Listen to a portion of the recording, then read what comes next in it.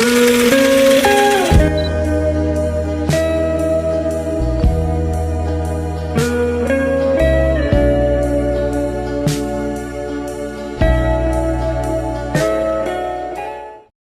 telah mengubah cara manusia berkomunikasi dan derasnya informasi yang telah terjadi di masa ini, mahasiswa paling terkena dampaknya seperti Instagram, Twitter, dan TikTok bukan sarana berkomunikasi lagi, tetapi sekarang sudah menjadi sarana pertunjukan di mana mahasiswa bukan hanya menampilkan diri mereka sendiri tetapi memakai topeng untuk disukai oleh media massa.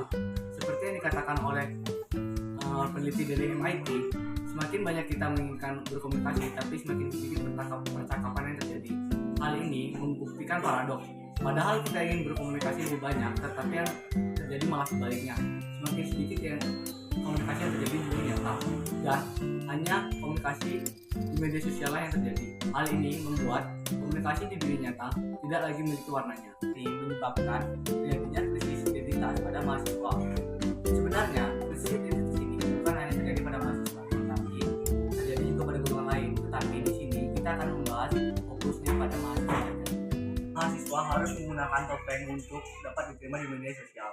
Mereka harus menjadi apa yang orang lain inginkan, bukan yang mereka inginkan. Ini menyebabkan terjadinya kecemasan, kegugupan, dan ketakutan bahwa mereka tidak akan diterima di media sosial jika mereka tidak menggunakan topeng. Jika hal ini diteruskan berlanjut, mereka akan mulai kehilangan jati diri mereka karena mereka terus hidup menggunakan topeng yang bukan diri mereka sendiri. Media sosial di sini bukan bersifat hitam putih, artinya bukan berarti kita tidak boleh menggunakan media sosial sama sekali. Tetapi di sini sifatnya itu abu-abu, tertipu, pedang bermata dua. Bagaimana cara kita menggunakannya, itu yang akan berdampak pada diri kita sendiri.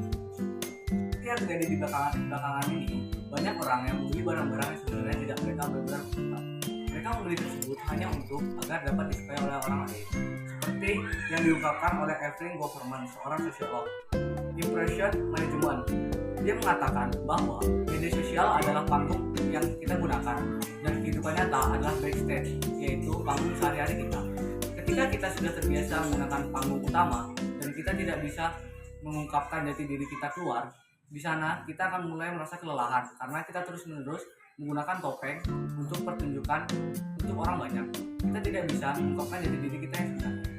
Inilah yang menyebabkan mahasiswa selalu memikirkan apa yang ingin mereka posting atau unggah dalam media sosial mereka, karena apa yang mereka unggah menciptakan diri mereka yang koheren, ideal, dan menurut mereka adalah versi sempurna dari diri mereka.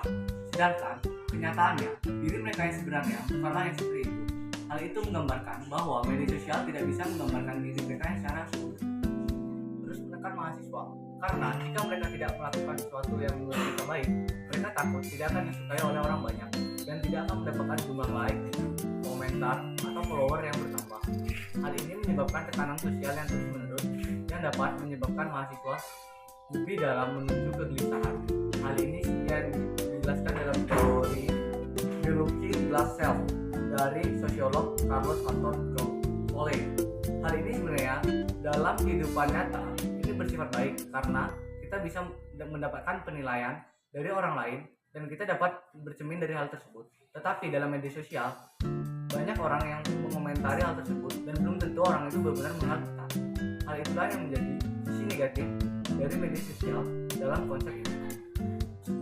Mahasiswa hidup dalam siklus yang mengerikan. Mereka mulai mengunggah sesuatu yang menurut orang lain disukai, dan ketika hal tersebut tidak disukai oleh orang banyak, mereka akan mulai menghapus postingan tersebut. Dan hal itu menyebabkan mereka terus mencoba-coba untuk mengunggah sesuatu yang padahal bukan diri mereka sendiri. Ketika hal tersebut mendapatkan jumlah like yang banyak, mereka akan merasa bahagia, dan jika itu tidak mendapatkan like yang banyak, mereka merasa sedih. Hal itu menandakan bahwa media sosial sangat mempengaruhi mood yang mereka rasakan. Bagaimana yang terjadi di media sosial yang mereka jalani terdampak dalam kehidupan nyata mereka.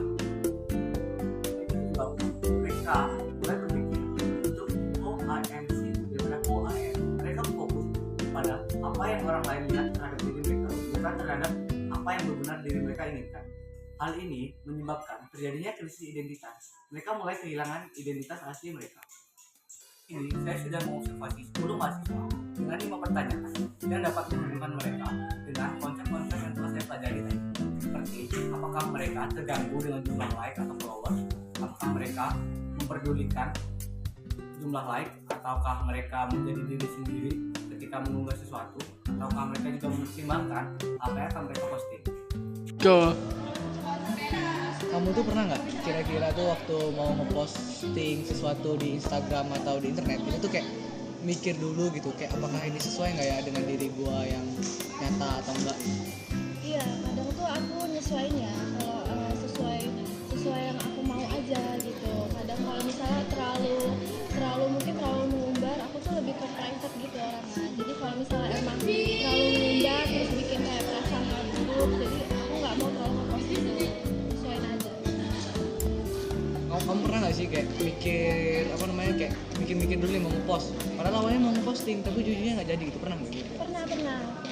Karena banyak yang kayak mikir ekspektasi orang nanti gimana, terus kayak takut nanti orang tuh mikirnya kayak nggak sesuai gitu sama apa yang kita di real life. Jadi aku mikir dulu sebelum posting.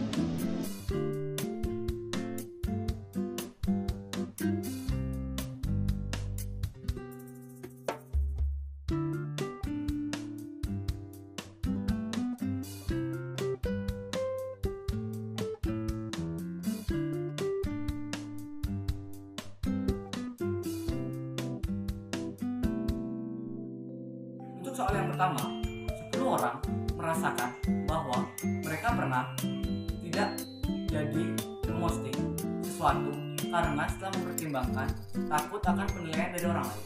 Hal ini membuktikan bahwa mahasiswa cenderung menilai apa yang akan mereka posting untuk menjaga topeng mereka yang ada di media sosial. Untuk soal yang kedua, 7 dari 10 orang pernah merasakan kebahagiaan ketika sesuatu yang mereka posting mendapatkan jumlah like dan jumlah follower yang sesuai dengan apa yang mereka inginkan.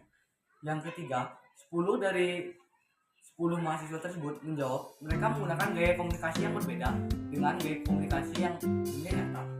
Mereka menganggap bahwa di media sosial mereka harus terus menjaga jati diri mereka yang ada di sana. Mereka tidak bisa menunjukkan jati diri asli mereka karena menganggap bahwa media sosial tidak akan bisa menerima hal tersebut. Sedangkan yang keempat, semua mahasiswa yang saya wawancarai merasa energi mereka justru terkuras jika menggunakan media sosial. Mereka terus menggunakan topeng. Mereka menjawab, meskipun mereka memiliki banyak teman di media sosial, mereka tetap merasa kesepian karena teman-teman yang mereka miliki di media sosial tersebut tidak bisa benar-benar mengerti diri mereka sendiri.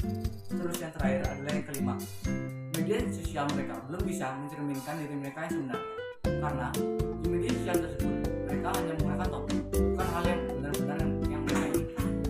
Kan dari observasi tersebut, saya bisa menyimpulkan dari 3 pendapat tokoh ini, dari Toto, Muhammad, dan Soleh, serta hasil wawancara, dapat saya simpulkan bahwa mahasiswa cenderung menggunakan topeng di saat mereka menggunakan media sosial, dikarenakan mereka harus menggunakan itu untuk mencapai diri yang ideal, sempurna, dan dapat disukai oleh orang lain.